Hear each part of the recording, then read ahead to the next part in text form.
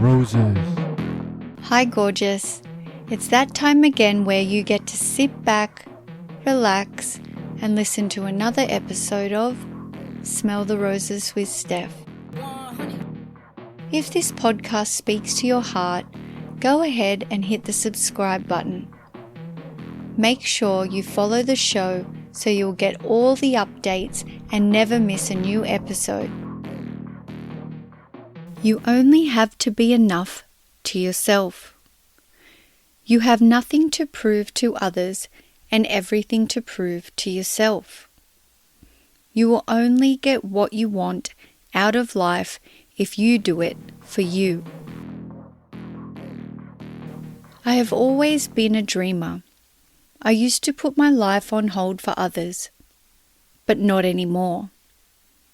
Every day I wake up and live to serve my own desires. I am living the life I've always dreamt of, a life I designed for me. I married my soulmate, have 3 beautiful healthy children that love me. I live on a hobby farm in my dream house with our 3 gorgeous dogs, twin goats and my horse. I have a sport car collection, one of which I imported, and it was my dream car from the age of 18. You know, the one that featured in the original Fast and the Furious movie? I bought it. I cannot believe how the power of my thoughts and my heart's desires are now my living reality. The most important part of living a life by design is to know exactly what you want and go for it.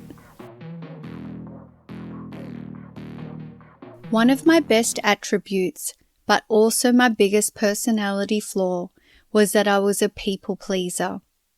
My entire life, I aimed to please others, not for compliments, but because I genuinely wanted to see other people happy. I didn't realize it was contributing to my own unhappiness.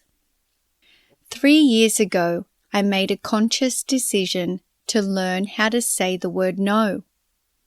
No to myself, no to my husband, no to my children, no to my parents and family members, and no to my friends. And do you know what? The more I said no, the less guilty I felt. I chose to not put myself in a position where I felt bad for doing what I wanted. I had to train my brain to know that it was okay to put myself first. After years of doing things to make other people feel happy. Whose happiness is more important than yours? No one's. That's who. It is not your job to constantly please others. The people in your life accept you for who you are. They don't find your flaws. They praise all your goodness. You cannot control the way people receive you. You can only control what you give through speech, body language, and through your actions. I learnt to hold on to my energy, save the best parts of me for myself. I already knew that I was kind, loving person I was on the inside. I just forgot to give myself love, time, and care. I thought by giving, I would receive, but as I mentioned in my last episode, living in the shadows of others is never a good place to be. You are enough. Your dreams are worth chasing. I never gave up believing, even now that I have achieved all my heart's desires. Guess what? I want more. I will get more. I will continue to grow and reach for the stars. And you know what? That's not greedy. That's okay. Unapologetically wanting more is okay. This is all relevant to building a life you want. I'm here to tell you how I did it, why you deserve it. Don't be held back by fears, finances, timing, or self-doubt. I have been there, and I'm telling you, it's worth putting in the work, because those thoughts and desires will not go away. You will reach an age where you cannot run that marathon. Your eligibility for a loan will be denied, or your body will not let you. The universe didn't plant those seeds in your mind because it didn't think you could achieve it. It gave them to you because the higher power of God, the universe, whatever resonates with you, knows that you can do this. You just need to believe. The hardest thing I've learned is to protect yourself. I have always been an open-minded, optimistic soul that sees the good in everything. Then I realized the more time I spent with others, the more I started to mirror their behavior. When I was with people who were negative, whinged, and complained, I would start to mimic their behavior and start doing the same. This is the importance of aligning yourself with people who you feel add value to your life. If you surround yourself with positive people that support you, you too will naturally show positive behavior and actions. I challenge you right now to write a list of the people you currently have in your life. Divide them into 3 groups. Group 1. Always has a positive impact on your life by showing support and adding value. Group 2. The people you should spend more time with. The ones that inspire and influence you. Group 3. We all have people in our life that consistently bring negative vibes. Whether it's to your face, out for dinner, in public, talking negatively to you about other people in their life, these people drain you. Once you have written the people's names down into the groups you want, take time to reflect. I personally do not have many people in my life. Finding people to add to group 1 and 2 is harder than you think. I can count mine on one hand. Once you have your names written in the groups, here's what I want you to do. Group 1. Give thanks to the people in this group. Pick up the phone and call them. Be specific. Tell them why you are grateful to have them in your life and how they have had a positive impact. These are the people you want in your present and future. Group 2. These are the people who you need to make more time for and reach out to. These 2 groups can make such a positive impact on your life.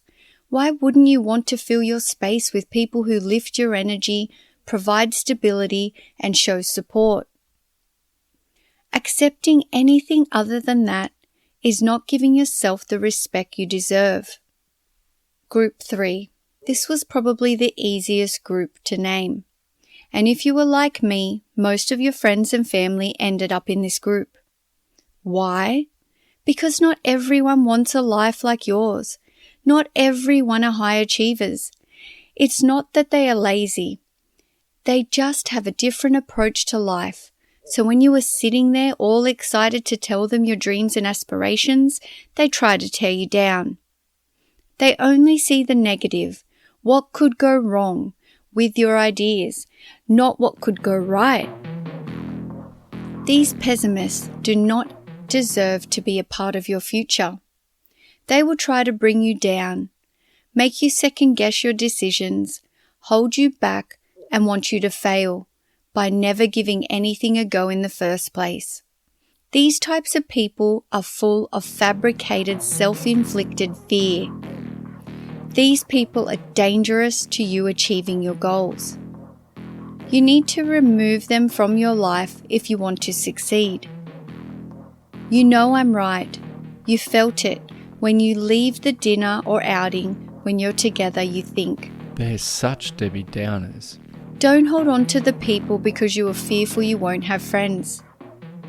I am the happiest I have ever been, and I have minimal friends.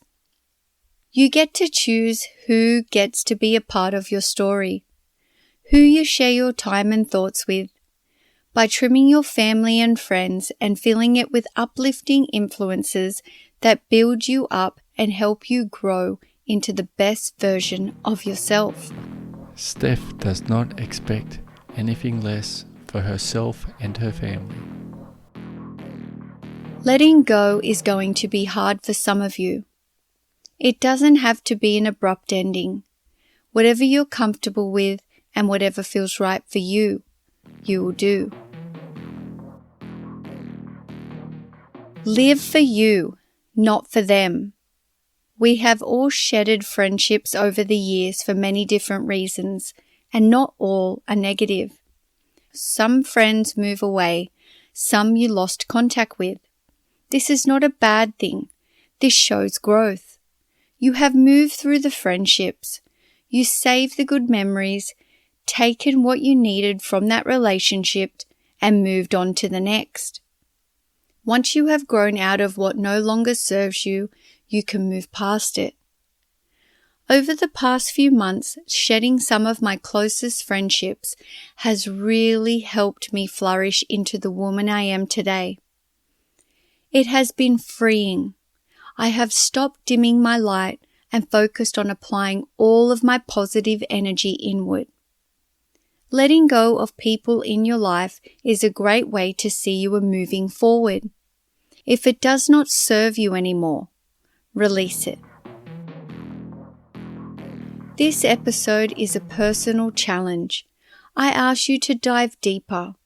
Give yourself permission to be honest with yourself. Ask the hard questions and cut the negative tape from your life. May your results be as eye-opening and freeing as mine. Until next time, may your days be brighter and your heart feel lighter.